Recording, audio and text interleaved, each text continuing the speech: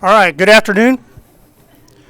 Welcome to all those of you who are in attendance with us here at the Command and General Staff College, and to those that are watching via the distance learning systems for this fifth presentation of the academic year 2022 Command and General Staff School and Command and General Staff College Foundation co-sponsored InterAgency Brown-Bag Lecture Series. We want to recognize a couple guests in the audience. First, we have the Dean of the College, Dr. Kim. Thank you for joining us, sir. General Wampler, the Chair of the Command and General Staff College, glad you're here, and I'm expecting General Hill to show up here momentarily. Welcome to all that are here. For those of you I don't know, I'm Rod Cox. I'm with the Command and General Staff College Foundation, and on behalf of my partner, the CGSS leadership, Colonel Tommy Cardoni and Mr. Marv Nichols, it's our pleasure to present this lecture series to enhance the interagency awareness and education as part of your curriculum here at CGSC. This lecture series is made possible by support from the Perot Foundation and from First Command Financial Services. And I want to acknowledge Matt. Thank you very much, sir, for your appreciation. First Command, we couldn't do this without you. Thank you, sir. I'll make a note here. Up to my right, your left, to the front is a blue and white schedule. If you haven't got a schedule for the rest of our presentations this year, take your phone out, take a picture of that so you won't miss any more for the rest of the year. Our next presentation of the series is scheduled for Tuesday, 22 March, where we'll be discussing the U.S. Agency for International Development. That's USAID. The location will be right here, Arnold Conference Room, same time, 12:30. It'll be a good opportunity for you to learn about the USAID and what they and how they play in national security efforts. Something that interagency professionals should definitely know about, so please plan to join us.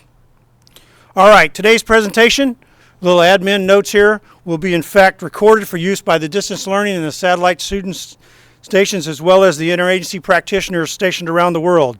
It's also being live streamed via Blackboard of the colleges, so that I ask that if you engage in questions or discussions with the presenter, that you move to one of the microphones that are here. You don't need to do anything.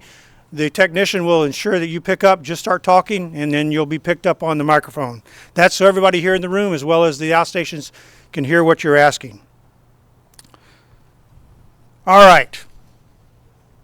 As the department that leads America's foreign policy, all members of the U.S. government should be familiar with, in fact, the State Department and their mission. More specifically, as most of the folks here are members of the Department of Defense, the department that conducts a significant amount of America's foreign policy, we should strive to better understand how our State Department partners work and how they operate. And today's discussion is designed to do just that. We'll learn about the State Department as well as the state folks who we will most likely encounter downrange, those being the officers of the Foreign Service. Our speaker today has been a member of the Department of State for 20 years as a Foreign Service officer. Mr. Terry Mobley currently serves as the Diplomacy Chair here at the U.S. Army's Command and General Staff College. He's a career Foreign Service officer with stateside assignments in Washington, D.C., as well as with the Air Force, and his overseas tours are multiple that include stations in China, Indonesia, Laos, and Taiwan. He served in also multiple assignment areas of the Department of State to include management positions, consular, political, law enforcement, and counterterrorism positions. And most interestingly, I will note, he had a tour at our consulate in Wuhan, China.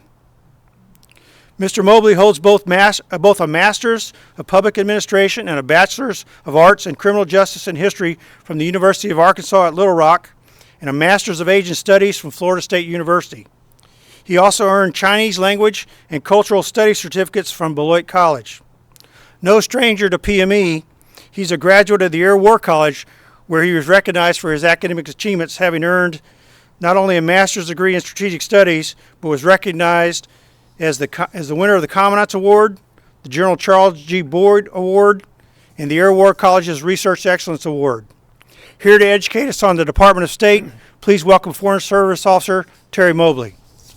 Thank you, sir. Appreciate it.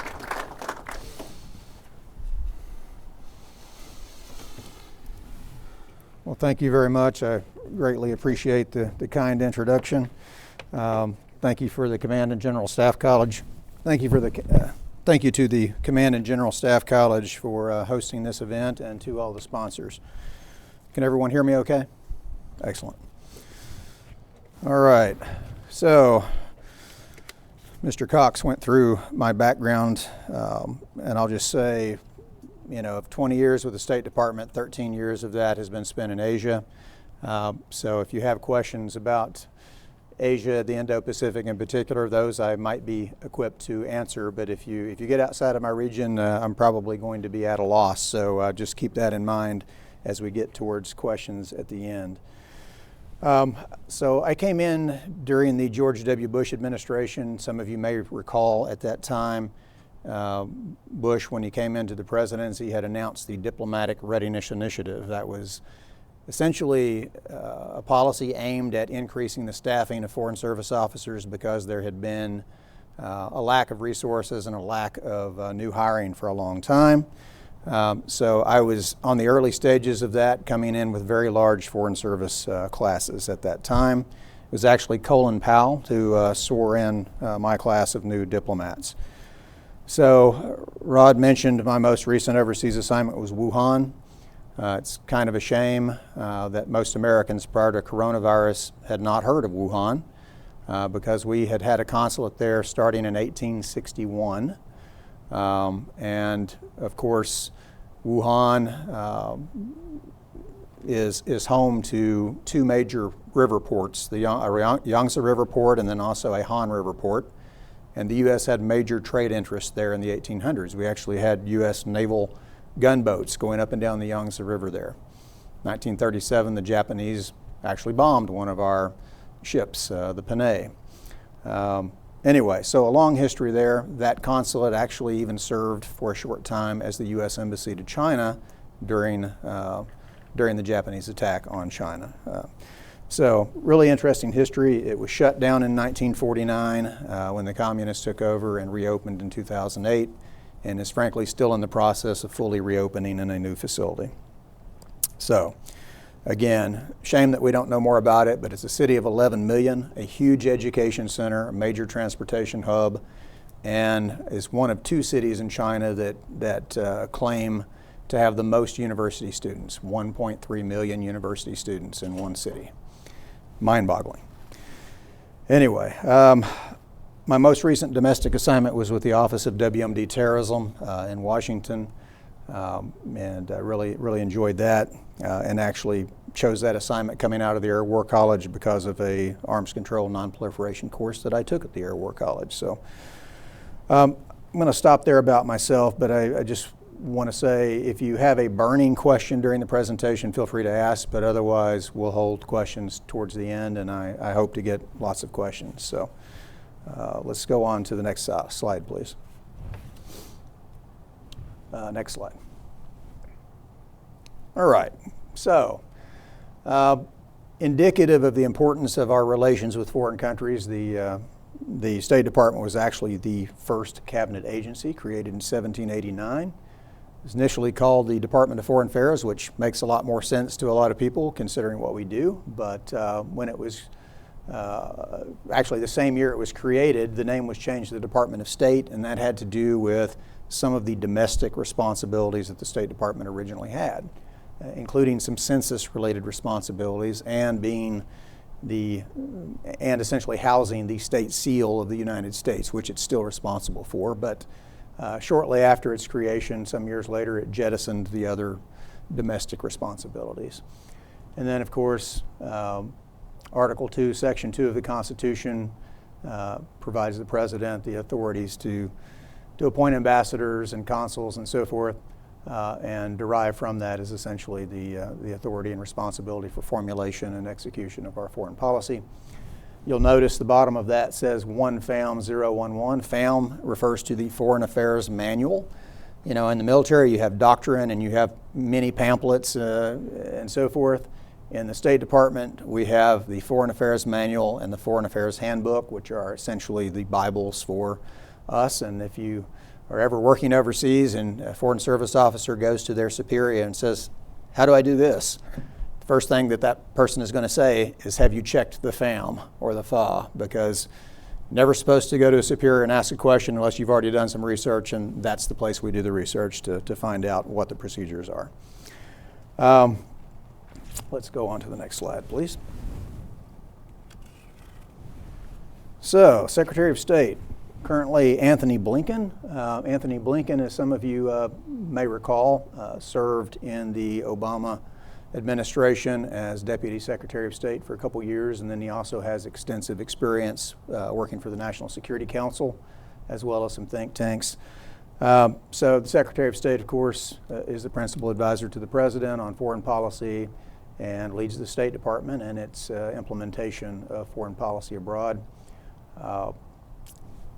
Protects U.S. interests and citizens abroad. If you ever look at a State Department planning document, and we often talk about differences in culture between the State Department and the Department of Defense, and the Department of Defense is of course very interested in planning and focuses a lot on planning, and the State Department does its fair share of planning but isn't quite into planning as much as the Department of Defense, some would argue. But if you look at any planning documents from the Department of State or any integrated country strategies overseas at a post, you're always going to see U.S. interest and citizens' interest at the top of that list. That is a priority for any Secretary of State and for any Foreign Service officer, no matter what role they're serving in. I'll just say one more thing about the Secretary of State role. You know, this used to be a stepping stone to the presidency. Thomas Jefferson, James Madison, James Monroe, John Quincy Adams, Martin Van Buren, and James Buchanan were all Secretaries of State who went on to the presidency. So, an important role. Next slide, please. This is the mission statement for the Department of State.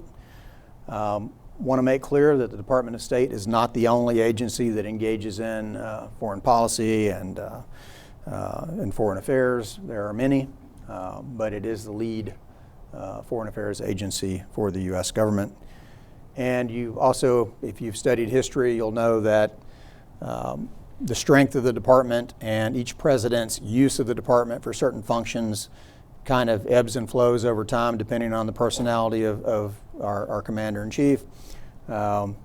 So sometimes you'll see them rely more heavily on the National Security Council to carry out some roles, for example, that would traditionally be part of the State Department. So you do see some of that. And one other thing I'll say, and we can talk about this a little more later when I get into Foreign Service officers, but when you think about the work we do overseas, it's mostly at the operational and tactical levels, to use terms that most of my military colleagues will be very familiar with. And I would say it's mid-career or above where Foreign Service officers and civil servants with the State Department are usually most involved with strategy and with policy making and so forth. But the bulk of our work overseas is, again, operational and tactical levels. Next slide, please. So this is always somewhat striking to look at the difference in budgets between not just the State Department, but this is the international affairs budget for the State Department, USAID, and actually others as well, like the Millennium Challenge corporations in there. Now, this was the President's proposed budget. Congress has increased this, and the President has now signed it. So, Defense actually ended up with $770 billion, and State USAID, the international affairs budget, came in at $62 billion. So, both saw a pretty substantial increase. But anyway, that was signed since I created this slide. But the State Department has traditionally, I would say, gone through periods of time where it lacked resources, and this was particularly true many years ago when the department barely had the funds to actually fund its Foreign Service officers. If you go back prior to 1924, that was when the Foreign Service Act of 1924 was passed.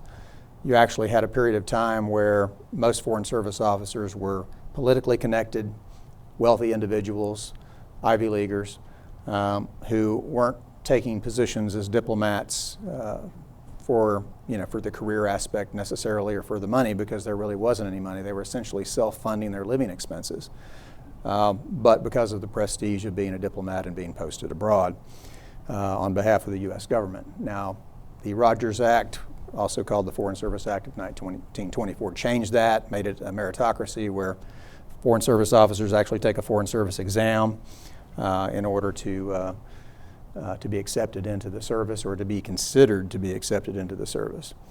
And I'll talk a little bit about that process later. So Again, DOS, Department of State, and USAID are the main components of the international affairs budget, but certainly there's some others, as I said, mixed in there. About almost $1 billion goes to the Millennium Challenge Corporation, which is a separate foreign affairs agency of its own. And this covers both domestic and foreign operations expenses for state and USAID. Next slide, please.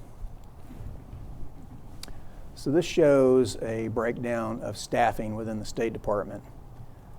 This is, I think, really important to note. The locally engaged staff previously were called Foreign Service Nationals. These are host country citizens who work at our embassies and consulates overseas. And not every diplomatic corps in the world, not every country will actually employ host nation nationals in any significant way to work at their embassies and consulates for counterintelligence and other reasons. But I'm proud that the U.S. does. I'm extremely glad and happy to work with all of the locally engaged staff that I've worked with overseas.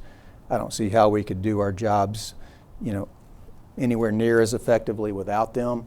They are, of course, loyal to their host governments, as they should be, and they work, of course, for us in unclassified roles, but they're worth their weight in gold, and couldn't be more proud to serve with them.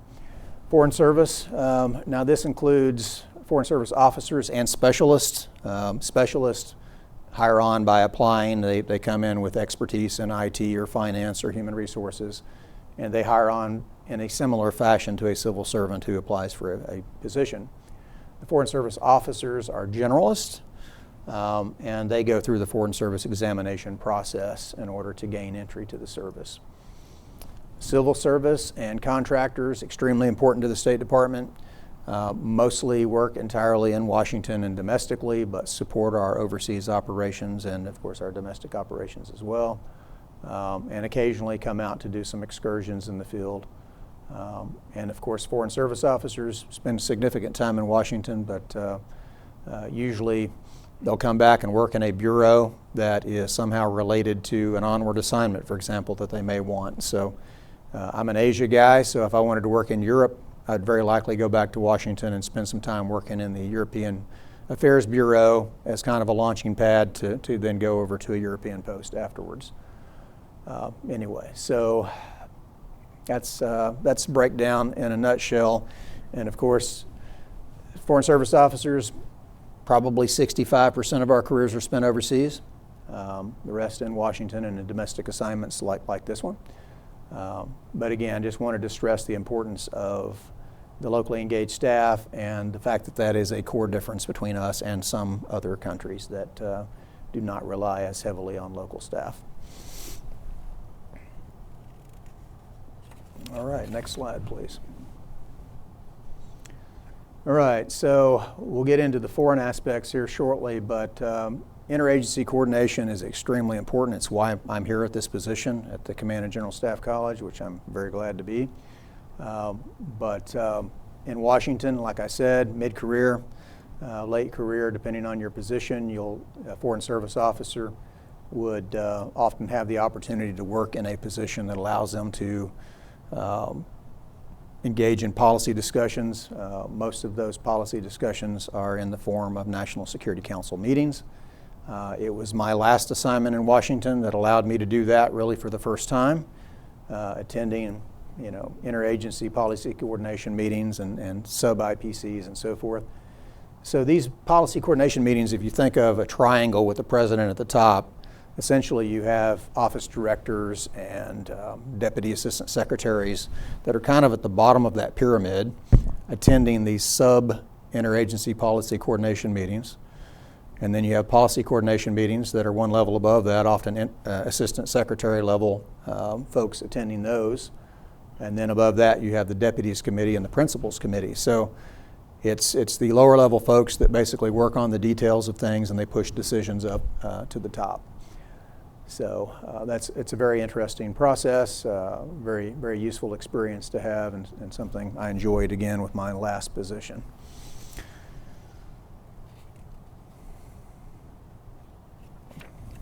All right, next slide, please.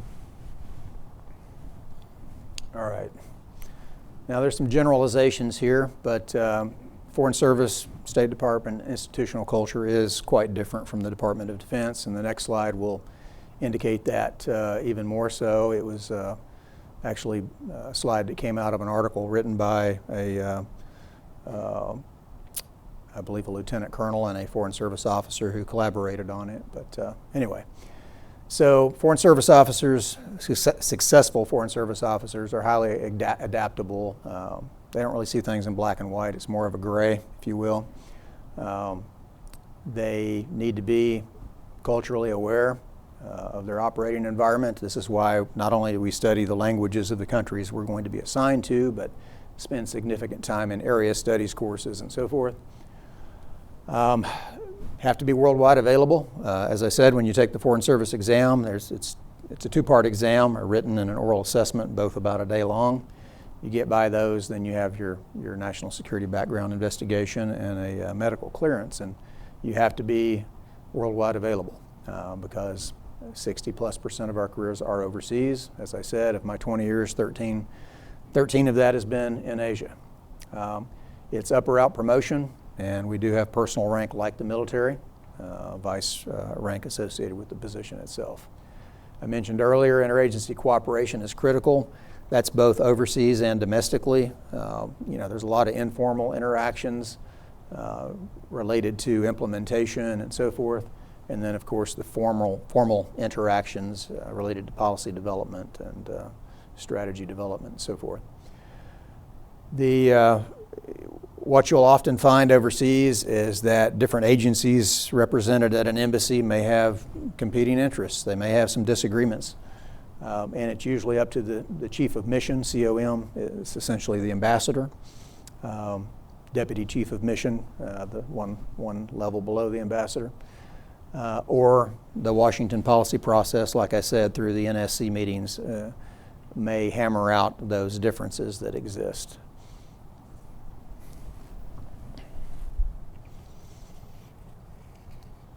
All right. I mentioned when I first started that I came in January 2002 under George W. Bush. When Foreign Service officers come in, they come into an A100 class, they call it. It's kind of like a boot camp for diplomats, if you will. It's the number of weeks has changed over the years. I believe when I went through the course, it was a 7-week course. And it's the only course of its kind that diplomats go through. Once they get through with that, for the rest of their careers, at least the way it's currently arranged, they're focused on their career tracks and preparing for their next assignments rather than going through a more general diplomacy course again. But it's a great course and a great introduction to the State Department and the Foreign Service. Next slide. So this is the item I mentioned. It's again from an article, Defense is from Mars, State is from Venus. Some stereotypes here to some degree, some generalizations, but also quite a bit of truth to it. We talked about budgets earlier. Defense generally has a large budget, and state generally has a very small budget, relatively speaking. I mentioned we generally don't think in black and white, tend to think more in gray.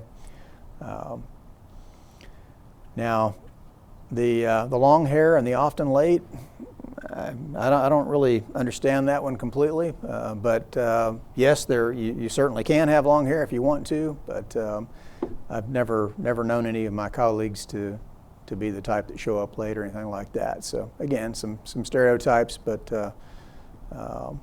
definitely some truth in there as well. One thing I'll add about this, and I believe all of my military colleagues have probably taken the Myers-Briggs personality type indicator at one time or another.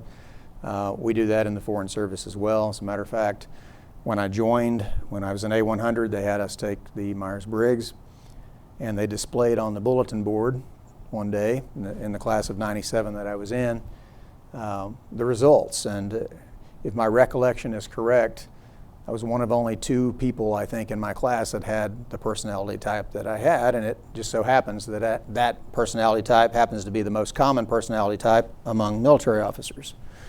So foreign service officers do tend to be heavily weighted towards extroverts. I was an ISTJ, and that apparently is the least common personality type in the foreign service, for what that's worth.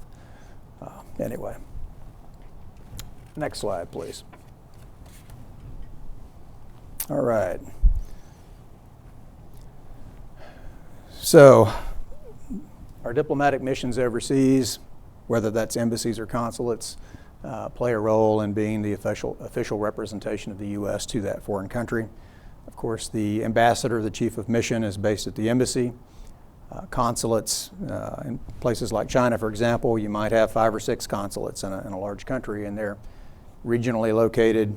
They're usually there for citizen services and visa reasons. Is one primary reason they're located where they are, but then also to coordinate or interact with the host government officials at the regional level, support U.S. business and those sorts of things. Anyway, so U.S. missions overseas, coordinate programs and activities. I can share with you, for example, when I served in Jakarta, Indonesia, I was Director of International Narcotics and Law Enforcement Affairs, and we had a foreign assistance budget using international narcotics law enforcement money specifically to work on police professionalization type programs with the Indonesian police force, which had been split off from the army when Indonesia became a democracy after the fall of Suharto. So you had a police force of 420,000, huge police force, and again, split off from the army. So in terms of the way they operated much more like a security force than a traditional policing force. So much of our efforts in Indonesia when I was there was really focused on trying to help them make that turn towards being a traditional policing force rather than just a security force. Also engaged in or had programs focused on counter-narcotics, countering human trafficking, all manner of things like that. And separate from the police force, we also had programs focused on the judiciary and working with prosecutors on prosecutorial development, and worked closely with our Department of Justice colleagues on those initiatives. So again, the importance of interagency cooperation. We'll talk a little bit here about the different specialties within the Foreign Service, but one of the core roles for Foreign Service officers abroad is to report, not unlike journalists, but they're reporting back to the State Department through unclassified and classified reporting cables. And political and economic officers particularly are the reporting officers. That is a core of what they do. Doesn't mean that officers in other specialties don't do some reporting. They do, but these are the core reporting officers. And they keep Washington apprised of what's going on in that country's relations with its neighbors and so forth. And even what problems Americans may be experiencing in the country, whether that's investing or doing business or just arriving and spending time there as tourists. So when you see travel warnings and those sorts of things come out from the State Department, it's based on reporting coming out of those countries. And then, of course, I mentioned earlier that a core on any planning document, strategy document for the State Department is a focus on protecting U.S. citizens and their interests. So that's always a priority for our officers overseas. Next slide, please. All right. All right, so as with any other government agency, Foreign Service officers are expected to be nonpartisan public servants. Now, some of them come in with language experience and expertise when they're hired. Many of them are trained once they join the Foreign Service. We have the National Foreign Affairs Training Center in Arlington, Virginia. Actually used to be owned by the U.S. Army, and during World War II, there's a historic building on that site that was, I think they staffed it with some 8,000 personnel, and they were involved in code breaking and that sorts of things. So pretty interesting facility with an interesting history. So again, once we join at the National Foreign Affairs Training Center, if you don't have the language expertise already, You come in and you're assigned your first assignment, let's say, on what they call Flag Day. And then you're provided a list of courses that you have to take for your first assignment. And those include language courses. If you're studying Spanish, considered a world language, where they can get you up to a 3-3 speaking level in 6 months, then they assign you 6 months of Spanish, followed by whichever assignment track your next assignment is in. You'll receive some training that's focused on that. So if you're going out to be a consular officer, you might spend 6 or 7 weeks going through the basic consular course, or a few weeks going through political, economic, tradecraft, those sorts of things. So the Foreign Service officers specifically, around 16,000 members. Now that's including some that are in other agencies, around 14,000 or so with the State Department, including officers and specialists, Foreign Service specialists. And we're in some 270 plus posts around the world. I have a colleague here from the U.S. Agency for International Development. They have, of course, Foreign Service officers as well. Foreign Agricultural Service does. And these are all individuals, agencies that have folks at most of our major embassies abroad, not all, but most. Certainly Jakarta that I mentioned had these represented. Beijing certainly does. So again, just highlights the importance of interagency cooperation. You're working with them stateside and you're working with your interagency colleagues overseas. All right, next slide, please. All right, so I've mentioned some of these terms throughout the presentation, but these are the 5 career tracks. Foreign Service officers today, when they take the exam, they actually select their career track at the time they take the exam. There was a time where they came in what they called coneless, without a career track, and they were essentially assigned a track once they were in the service. But when I joined, and since then, you indicate your career track when you take the exam. So consular officers, they do visa adjudication, they provide citizen services overseas, fraud investigations, think citizenship fraud, visa fraud, crisis response. When I was serving in Wuhan, China, one of my roles was mission-wide crisis preparedness coordinator. So that was basically putting together a planning document, a resource document for all the consulates and the embassy in China to use when you encounter things like plane crashes, earthquakes, pandemics, epidemics, those sorts of things. Anyway, economic officers, I mentioned political and economic officers earlier. They are reporting officers, and apart from negotiating agreements and things of that nature, they report on economic and trade issues. You have specialties under the political and economic officer categories. So health, science, and technology is one specialty under the economic cone. Under the political specialty, you might have a Paul Mill officer, a political military officer, focuses on political military issues. A lot of variety there. And if you're working at a very large embassy as a reporting officer, you're probably going to have a pretty narrowly defined reporting portfolio, and you're going to be diving really deep into that. If you're a reporting officer at a small consulate, where you're maybe only one of 2, you're going to have a very broad reporting portfolio where you can really cover the waterfront. And my only political reporting experience was in Laos, a small embassy, so was very glad that I was able to essentially cover any issue that I thought was important and that my superiors thought was important. And that variety made it a very interesting assignment.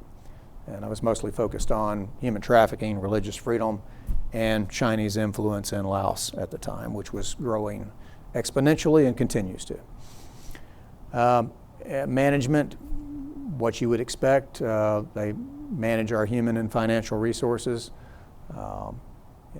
I've worked in one management position in Washington and dealing a lot with procurements and contracts and construction projects for new buildings for the State Department and so forth.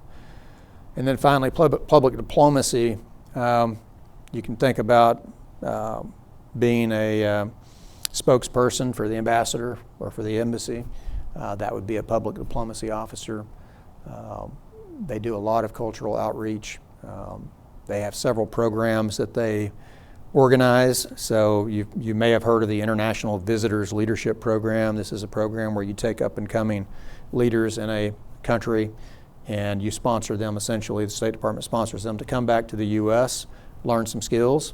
President Jokowi of Indonesia actually was an IVLP that came back to the U.S. to do that years before he became president of Indonesia, of course. So it's been a very useful program. Also, they manage like the Fulbright fellowships and Humphrey fellowships and those sorts of things. And one thing I've always found interesting about the U.S. Overseas, and this relates to coordinating visiting speakers.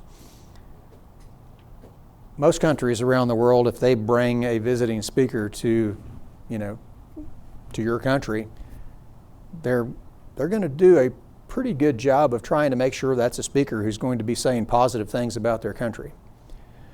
That's not always true with the U.S. We bring well-known academics and so forth, and not all of them have necessarily favorable things to say about the U.S. And to me, that's a level of honesty, I guess you could argue, that we put forward when it comes to that type of outreach. That we're not unwilling to show that we have some warts, and we're not just engaging in something for propaganda's sake to say, America is always great and this is the way it is. We're willing to show the warts, and I think that's important for people to see, frankly. So I've always been kind of glad to see that, even though, frankly, some of those speakers I didn't care for and disagreed with, but that's the way it is. We have that sort of freedom here, and again, I can stress that when we have those speakers. Next slide, please. Oh, one thing on the last slide, sorry, one thing I wanted to mention. So these career tracks, in the Foreign Service, we call these cones. So I said you choose your cone at the time you take the Foreign Service exam. It's very difficult to change your specialty once you're in.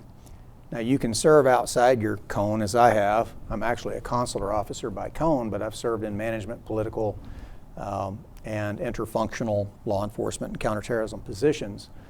But actually changing your cone is a lengthy process, and it's a somewhat painful process, I would argue, because it can take years and a lot of hurdles. But you'll appreciate what they call it. They call it conal rectification, which to me sounds like a painful medical procedure that I don't want to have, but anyway. So next slide, please. All right. So where we work at embassies and consulates. The chief of mission is the ambassador, and at an embassy, if you're posted to an embassy, if you are head of your agency there, if you are the defense attaché, for example, you're going to be a member of the country team. This is essentially the heads of all the agencies or offices that are represented at that embassy. And the ambassador heads that country team, and in his absence, it would be the deputy chief of mission heading the country team. The ambassador is the highest ranking U.S. official in country, and apart from some special arrangements where you might have military reporting to a combatant command, every U.S. official in country is going to be reporting or answering to the ambassador, the chief of mission. Anyway, all right, next slide, please. So this is a little bit about how the State Department is broken up. We have undersecretariats, and most people just call them by their initial, Political Affairs P. If you look at political affairs, the geographic bureaus roughly align to the combatant commands. And I'll have a slide here in a minute that kind of shows that. Some of the terminology doesn't match up perfectly. You have Indo-PACOM now, and PACOM used to align perfectly with our East Asia Pacific Affairs Bureau, but now that you have Indo-PACOM as a combatant command, it doesn't align perfectly because it crosses over two of our geographic bureaus.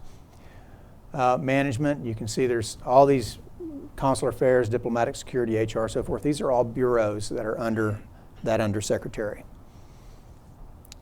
All the economic under E, R, public diplomacy. The position I just came out of with the Office of WMD Terrorism was actually in the Bureau of International Security and Nonproliferation, so that's part of the T family of bureaus. And then finally, Civilian Security, Democracy, Human Rights. I've worked in that, under that Undersecretariat as well when I worked for the International Narcotics and Law Enforcement Bureau. So again, throughout a person's career, if you're a consular officer, you're probably going to be spending almost all your time working for him for consular affairs, unless you choose assignments or seek assignments outside of that, which I've done because I like the variety and appreciate the opportunity to do a variety of things.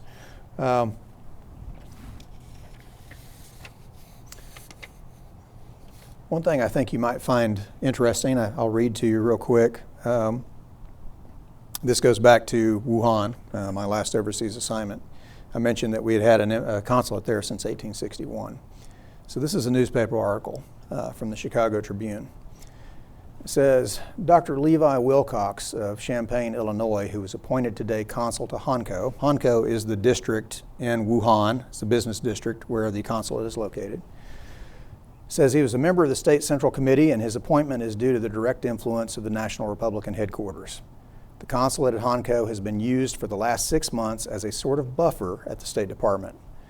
Whenever aspirants for positions began to exercise their pool too vigorously, they were always offered the Hankou consulate. And after investigation into the charms of living in that desolate place, they invariably declined it. Goes on to mention that this process was gone through with multiple individuals.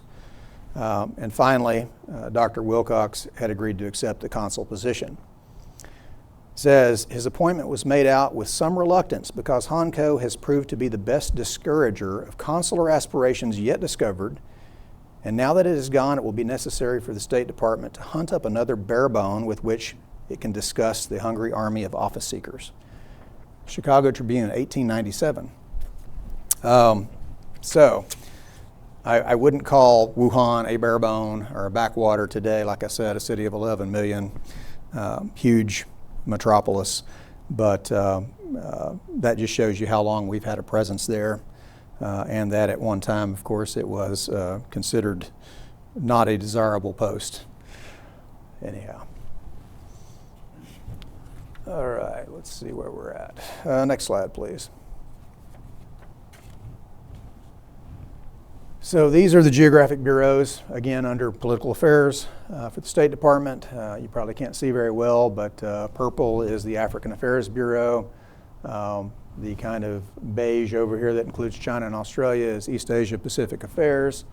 Like I said, this doesn't align perfectly to Indo-PACOM because, of course, India and South Central Asia is in a different grouping there. And, of course, Canada and Latin America is Western Hemisphere affairs, so forth. So that's basically how our regional bureaus are broken out. Go on to the next slide, please. And this is a little outdated, but these are combatant commands before PACOM was renamed Indo-PACOM and took on India and so forth. But you can see down below the U.S. State Department regional bureaus, the color coding and how that essentially aligns with the DoD combatant commands.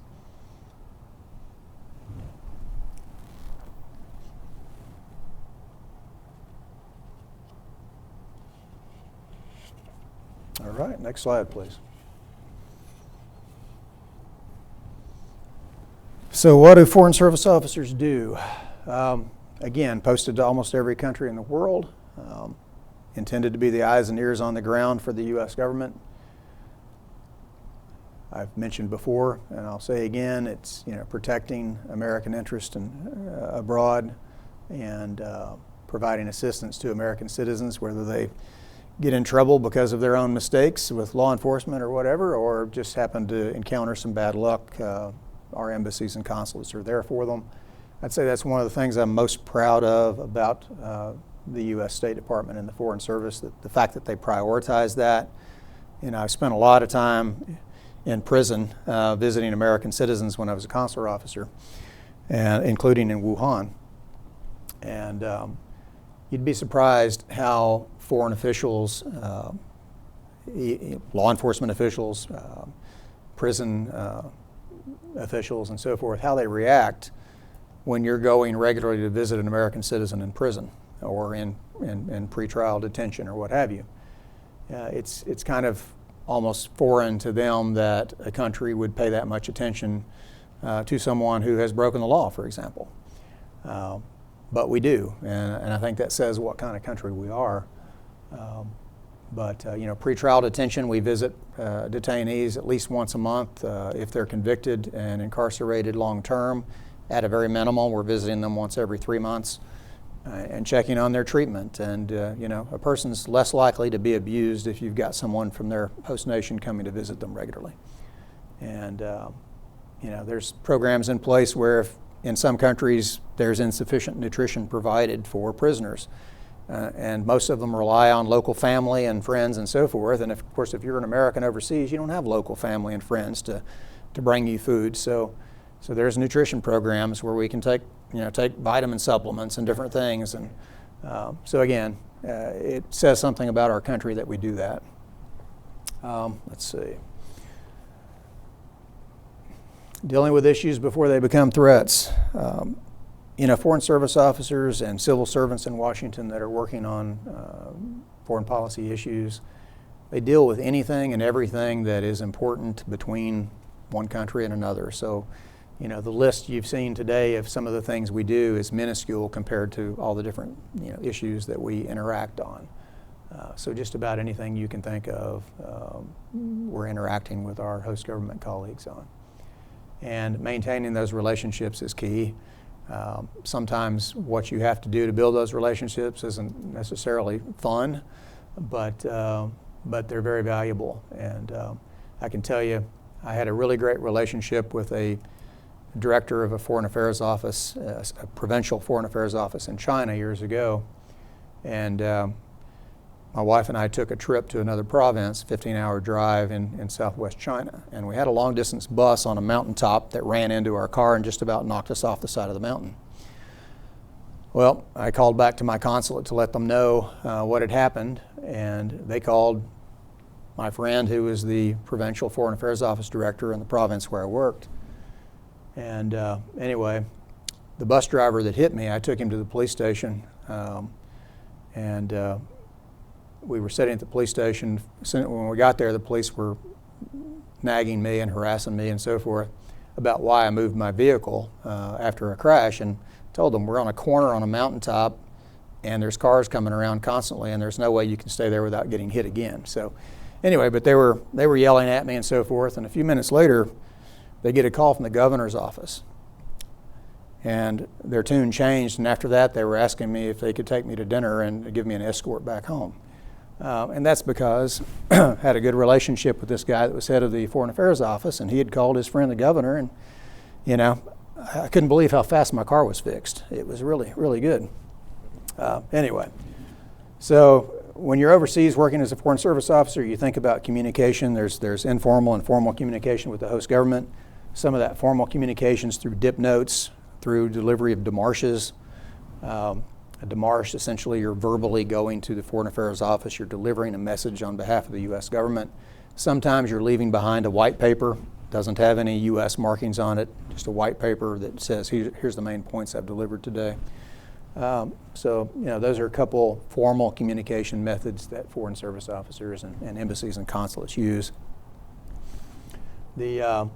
The bottom photo here is actually from a conference, a Global Initiative to Combat Nuclear Terrorism conference. The last office that I headed in Washington, the Office of WMD Terrorism, essentially serves as a secretariat for that initiative. And that initiative is, it's a partnership. Basically, it's led by the U.S. and Russia. And you think about what's going on with Russia now and some other times, and there's certainly been some rumblings about initiatives like that and why we're partnering with Russia. But it's very important to have confidence building measures in place with countries, competitors, and even adversaries, because you need those lines of communication. And I can say over the last few years that I was in Washington, we were very pleased with our partnership with Russia on GICNT, organizing GICNT multilateral events and so forth, again focused on on nuclear terrorism and securing nuclear materials and so forth. So anyway, just a few examples. That same office during 2020, the U.S. served as presidency of the Global Partnership Against the Spread of Weapons and Materials of Mass Destruction, another multilateral initiative, and you can find multilateral initiatives throughout the State Department that, offices that essentially serve kind of like a secretariat when the U.S. Serves as the presidency of a rotating, like the GP, a rotating presidency if they serve in that role, or when we're just plugging in our interagency representatives to attend those events when another country may serve as the president of the rotating initiative and so forth. But yeah, so any topic you can just about think of, there's work being done by some bureau, by some office in Washington with our multilateral partners. All right. Next slide, please. A lot of this is a repeat of what I've already said, but public diplomacy officers and all officers do get out, try to share American culture and values, promote those exchanges. We do provide crisis assistance, humanitarian assistance, and work very closely with our USAID counterparts and others in the U.S. government to do that. We've talked about reporting officers. We report on things like religious freedom. We have some congressionally mandated reports that we have to produce every year. We have the Religious Freedom Report, the Trafficking in Persons Report. There's supporting human rights and democracy reports. There's a report on terrorism. There's some law enforcement related reports.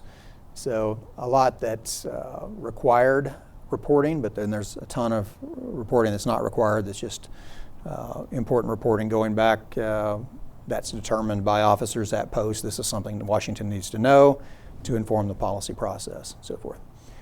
Next slide, please. All right, so now's the fun time. Questions?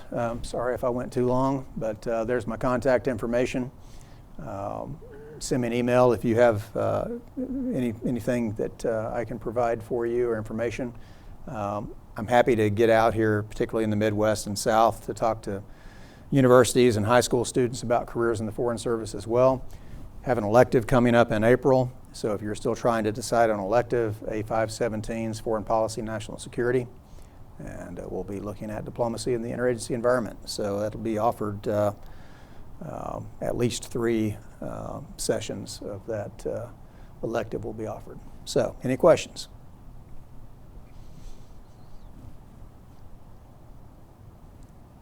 Well, you're going to make it easy on me, I guess. Yes?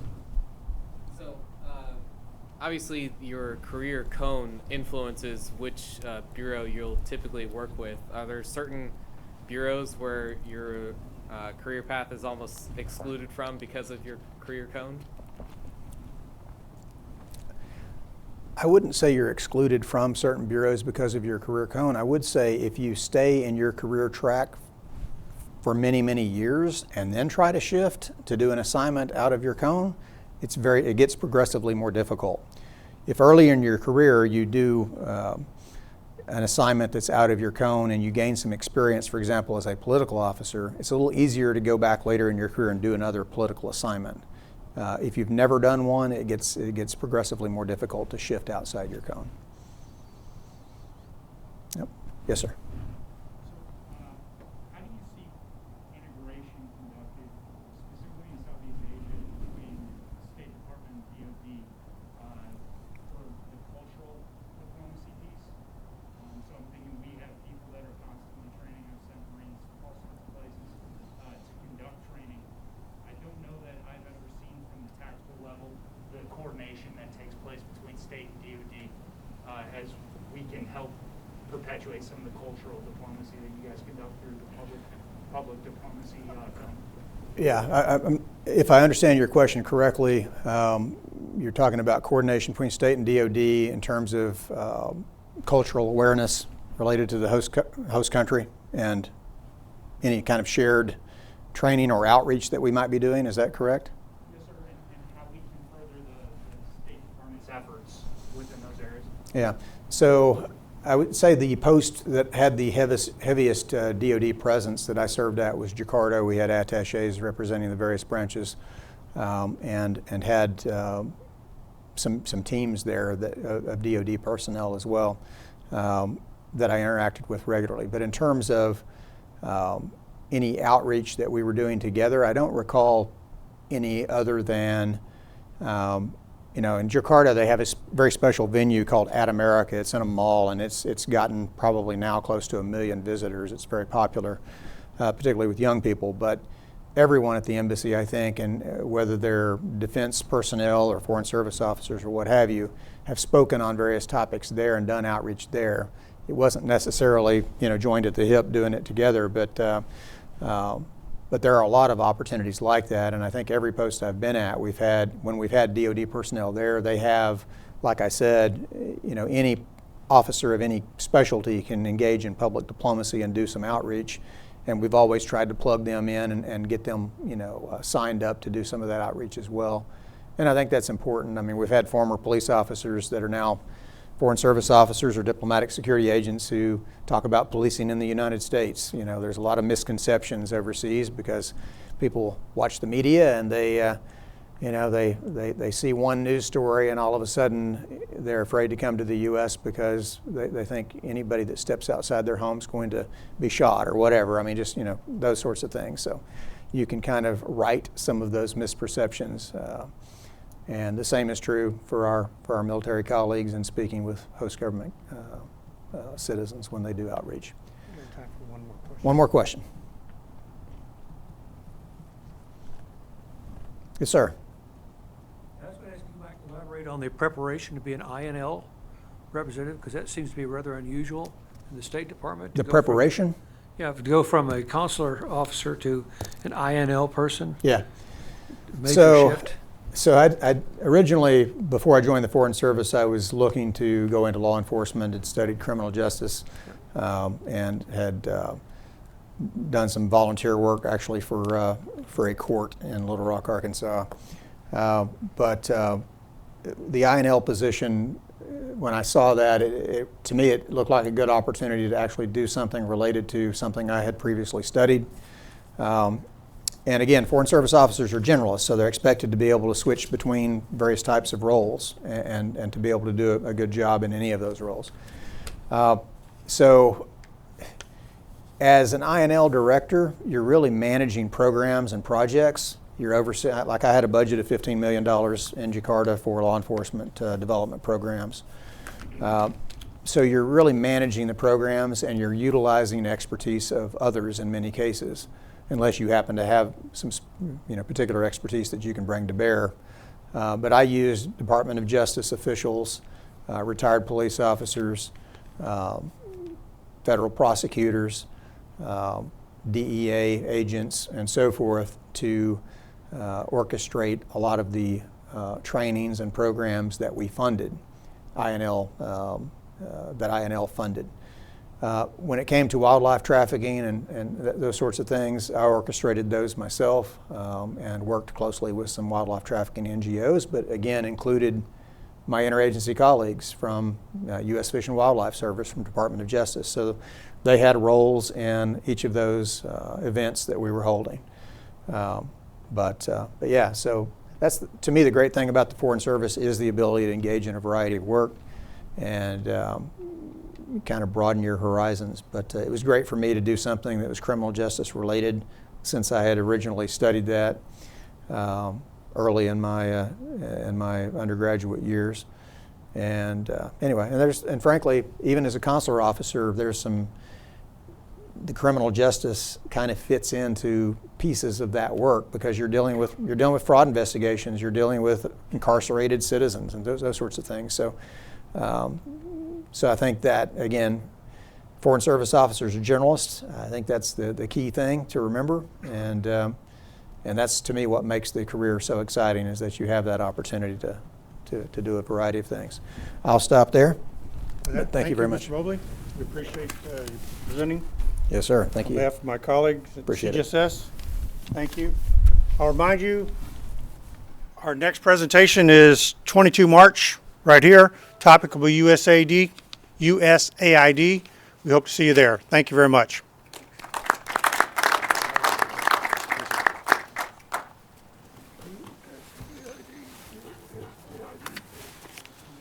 By the way, this book you see on the screen, It'd be great.